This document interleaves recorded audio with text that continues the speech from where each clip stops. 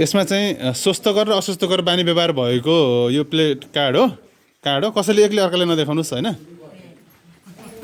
एकछिन पछि यसको गेम चाहिँ सुरु हुन्छ है। ताता आलु भन्ने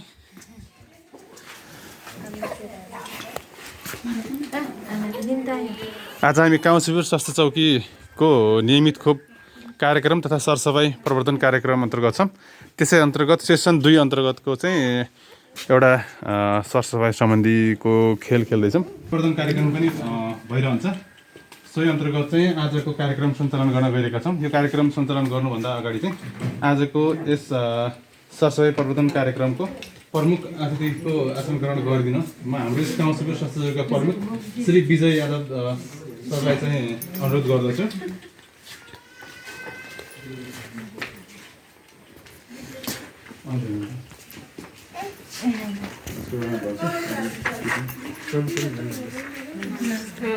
अनि यसै गरेर हाम्रो यस काउसीपुर स्वास्थ्य चौकी अलि नडराएर बोल्नु नमस्कार भने ठुलो स्वर गरेको नमस्कार हो। त्यसै गरेर हाम्रो यस काउसीपुर स्वास्थ्य चौकीको सिनियर अनमी सबिना बोटे सिस्टरलाई पनि आसन ग्रहण गरिदिनु अनुरोध गर्दछु।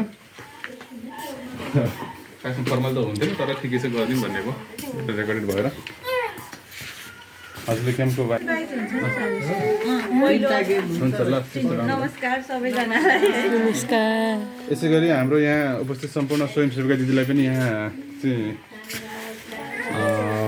सँगसँगै हाम्रो उपस्थित सबैजनालाई चाहिँ स्वागत गरिदिनु। यस कार्यक्रमलाई सञ्चालनको लागि अगाडि बढाइदिनु। म यस कार्यक्रमको प्रमुख अतिथि श्री विजय यादवलाई चाहिँ अनुरोध गर्दछु। मेरो नमस्कार।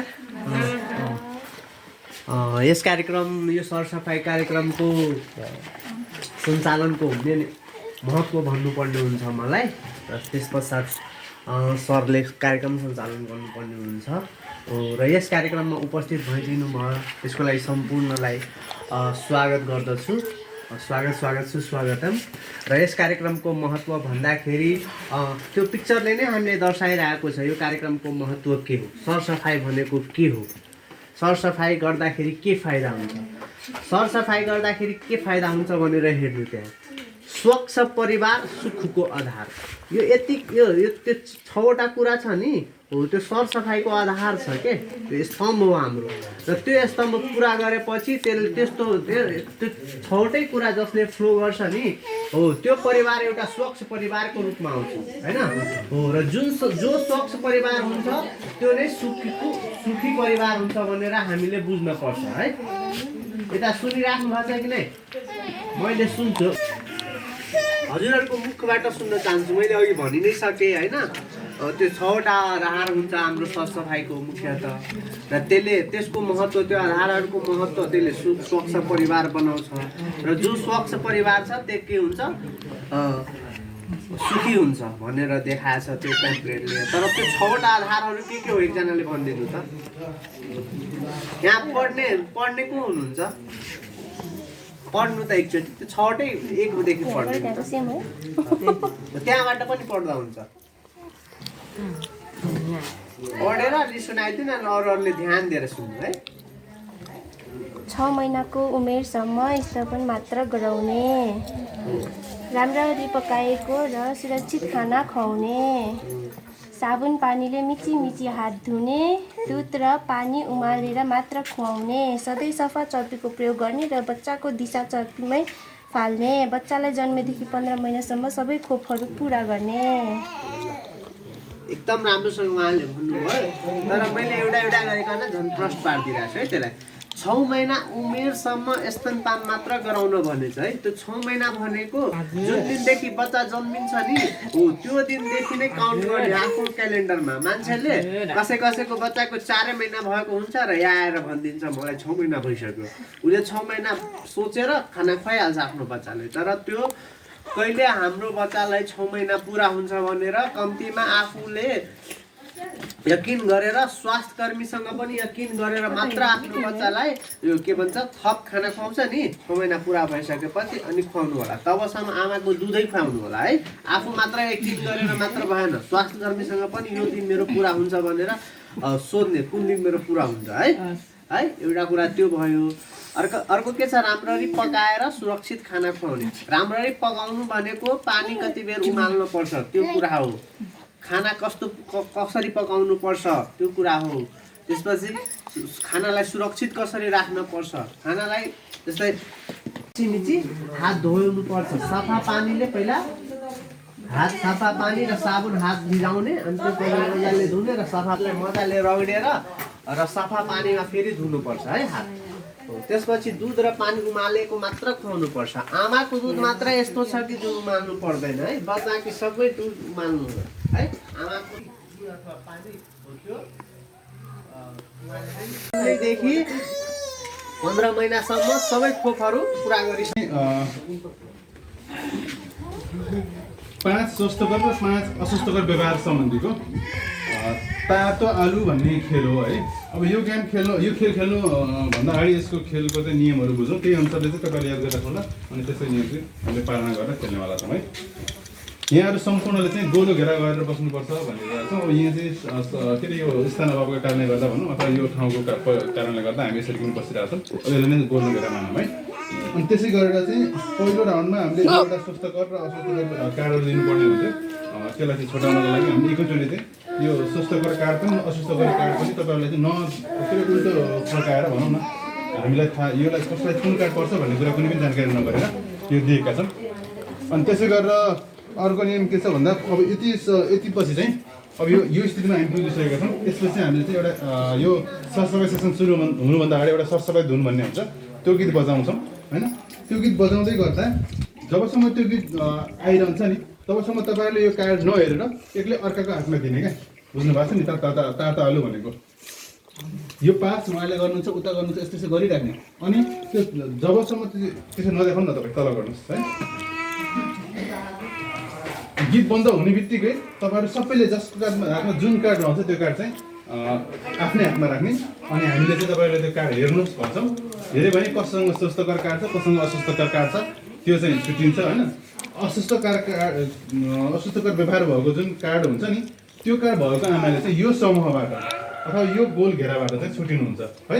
उहाँहरू एक साइड बस्नुहुन्छ एकछिनको लागि। अनि स्वस्थ बानी बेहोरा भएको जुन कार्डहरू छ नि यसमा तपाईँहरूसँग उहाँ आमाहरू चाहिँ एक ठाउँमा बस्नुहुन्छ होइन। अनि त्यसपछि चाहिँ हामीले के गर्ने भन्दा यो अस्वस्थकर कार्ड भएको चाहिँ बानी बेहोरा भएको जुन आमाहरू हुनुहुन्छ नि उहाँहरू एक ठाउँ अनि स्वस्थकर कार्ड भएको आमाहरू एक ठाउँ भइसकेपछि के गर्नु पऱ्यो भन्दा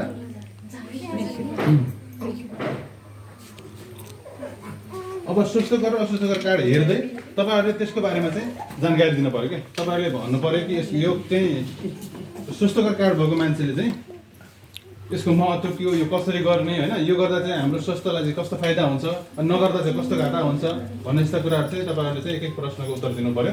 नभएको कुरामा हामी छलफल गरौँ। उत्तर दिनु पऱ्यो भन्दा पनि हामीले छलफल गर्नु पऱ्यो। र अस्वस्थकरको बारेमा पनि त्यही अनुसार छलफल गर्दै अन्तिममा चाहिँ हामीले स्वस्थकर गरे जुन कार्डहरू जसको जो आमासँग छ नि उहाँहरूले हामी निरन्तरता यो स्वस्थकर बानी दिन्छौँ भन्ने।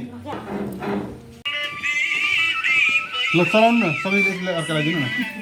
तातो आलु भनेको त्यही हो। ल एक साइडतिर सराउने हो क्या यस्तो एकतिर। ल त्यो उल्टो फर्के कसले फर्काएको छ दिनु न हजुरहरू चाल्नु न। किन भएन कि एकछिन हुन्छ ल दिनुहोस् किन साट्नु न फेरि। ल दिनु न किन के भयो घुमाउनुहोस् के।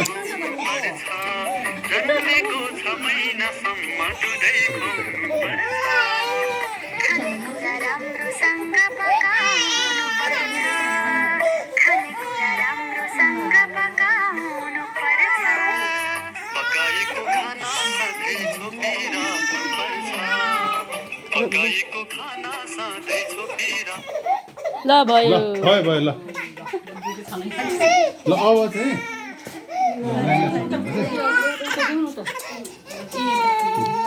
तल गर्नुहोस् नदेखाउनु है। अब सबैजनाले चाहिँ सुल्टो फर्काउनुहोस् आफै हेर्नुहोस् आफैले हेर्नु ल सबैजनाले कोसँग स्वस्थ गर्छ कोसँग अस्वस्थ गर्छ कार्डहरू आफ्नो हातमा लिनुहोस्। अस्वस्थ कार्ड भएको चाहिँ मान्छेले हात देखाउनु त कोसँग अस्वस्थ कार्ड छ भनेको अस्वस्थ बुझ्नु भएको छ नि जसले सरसफाइ के अरे चाहिँ व्यवस्थापन गरेको छैन भनौँ न खानपानदेखि लगेर बानी बेहोरा र उसको व्यक्तिगत सरसफाइ अस्वस्थ कार्ड भएको मान्छेले हात उठाउनु त को छ अस्वस्थ भएको है हात उठाउनुहोस् कतिवटा कार्ड छ 4वटा कार्ड छ अस्वस्थ भएको कम्तीमा पनि ल तपाईँहरू चाहिँ एक साइड बस्नुहोस् उतातिर बस्नुहोस् एकछिन उता पछाडिपट्टि बस्नुहोस् भने पनि भयो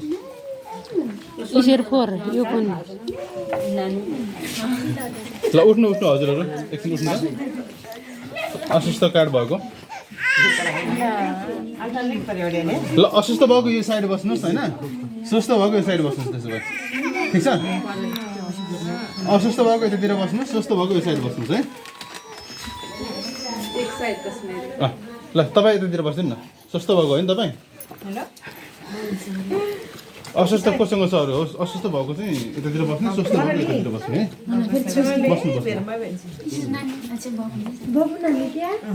मिलाएर बस्नु नभए उ त्यो पछाडिको पनि छ नि बस्नेवाला एउटा देखाउनुहोस् यतातिर नदेखाउनु है अस्वस्थ कार्ड भएकोले यतातिर देखाउनुहोस् है रेकर्डिङमा छ नि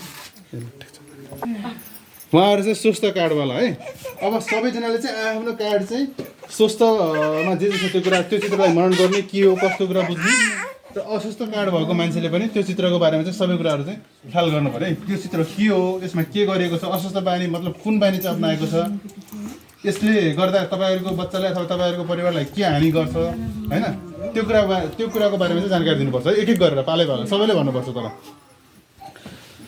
ल पालो कताबाट सुरु गरौँ अस्वस्थकरको पालो है सुरुमा चाहिँ अस्वस्थकर बानी भएर भएको यो साइड हो नि होइन ल हजुरले भन्नु पर्यो के त तपाईँले भन्नु पर्यो तपाईँको कार्ड देखाउनुहोस् त खै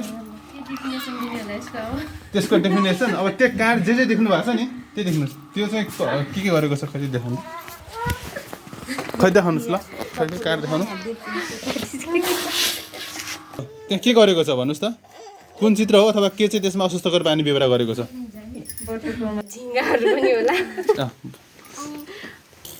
भन्नुहोस् धेरै फोहोर तरिकाले खाना खाइरहेछ होइन सरसफाइ चाहिँ भएको छैन होइन हो झिङ्गाहरू पनि त्यसैमा भनिएको छ होइन हात कुनै कुराहरू नधोएको जस्तो देखिन्छ ठाउँ पनि सफा छैन हात खुट्टा सबैजना हेर्नुहोस् त त्यस्तो देखिरहेछ नि होइन अब यसो गर्दा चाहिँ के कारण चाहिँ स्वास्थ्यमा कुन समस्या खालको प्रायः निस्किन्छ त ल भन्नु त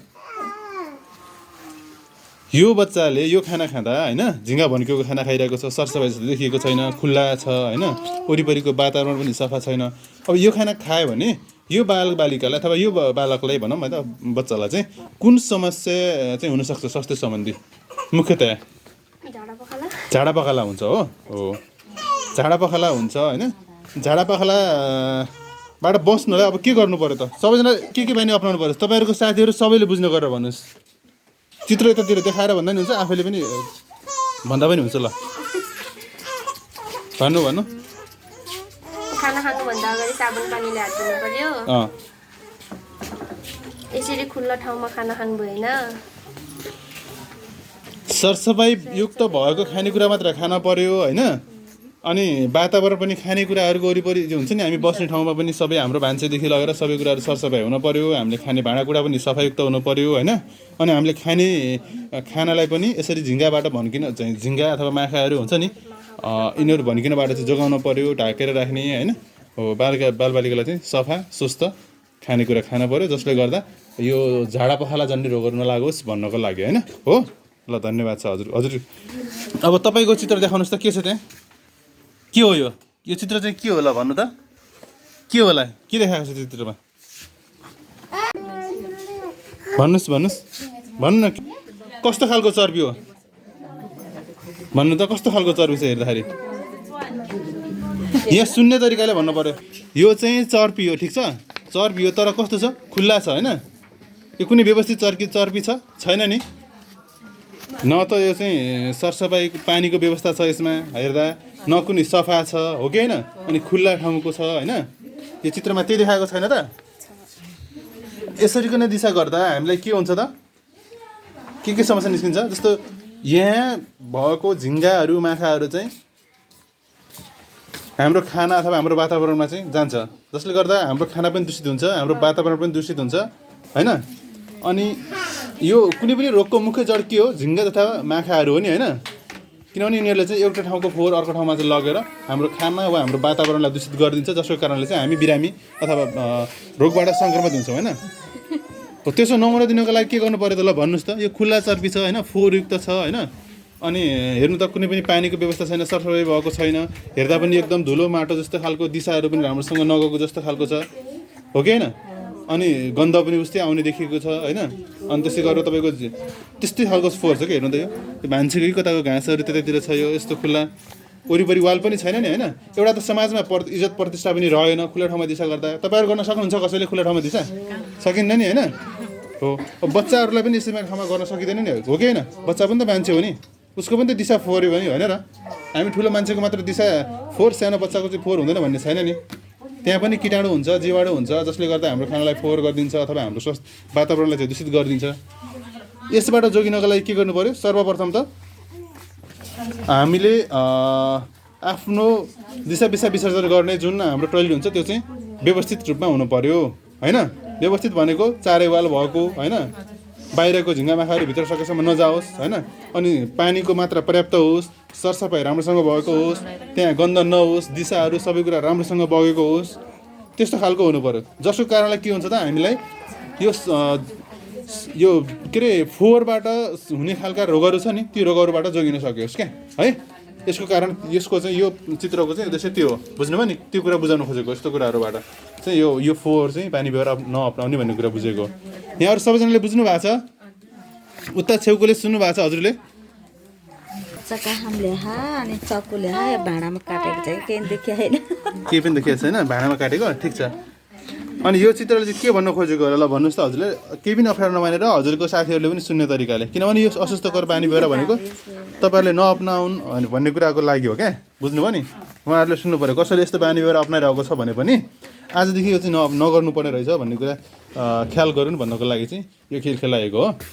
तपाईँहरूको जुन चित्रमा देखाएको छ त्यो चित्र अनुसार चाहिँ के भन्न खोजेको छ चित्रमा भन्नुहोस् त? खुलिएछ अनि तल चाहिँ केही खानेकुरा काटिरहेको जस्तो छ होइन, तरकारीहरू अथवा के हो है।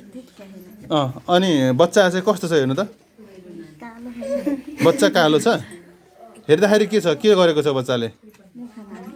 मुखमा हात लगिरहेको छ, कपडा लगाएको छ बच्चाले, त्यो देख्नु भएको छ कि छैन? बच्चाले लुगा लगाएको छ हो, कोट प्यान्ट लगाएको छ, लगाएको छ कि छैन? हो त्यही सुतिरहेको छ त, खाली छ नि होइन, बच्चा नागै छ है।